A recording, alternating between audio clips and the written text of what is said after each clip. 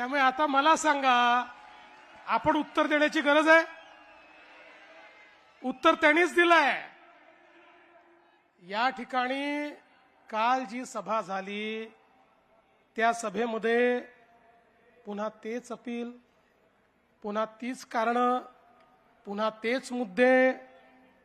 खरं म्हणजे आत्ताच एकनाथजींनी या ठिकाणी सांगितलं, ही मुंबई कोणाच्या बापाच्या बापाच्या बापाच्या बापाच्या बापाच्या बापाच्या बाप जरी आला तरी महाराष्ट्रापासून तुटू शकत नाही.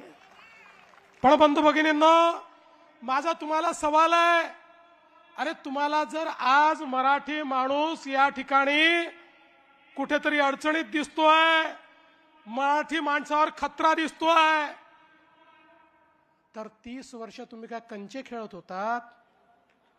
मला सांगा, काय करत होतात तुम्ही? आणि मग याला जबाबदार कोण आहे?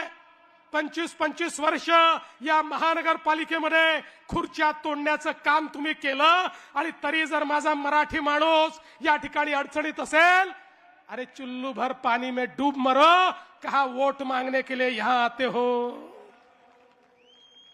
आणि मला आव्हान देतात, म्हणे आदित्यशी चर्चा करा. ठीक आहे, तुम्हाला पोराला प्रमोट करायचा आहे, पण आदित्यशी चर्चा करा. अरे बाबा, आदित्यशी जर चर्चा करायची असेल तर आमची बाजूची उमेदवार शीतल गंभीर ती देखील याच्याकरता पुरेशी आहे.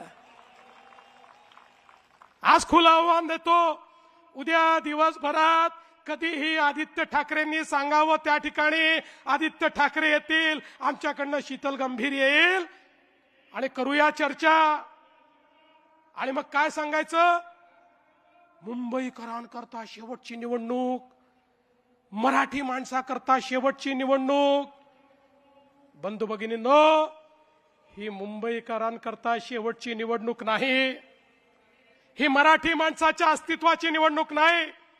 अरे हा मराठी माणूस तो आहे ज्यानं अटके पार झेंडे लावले.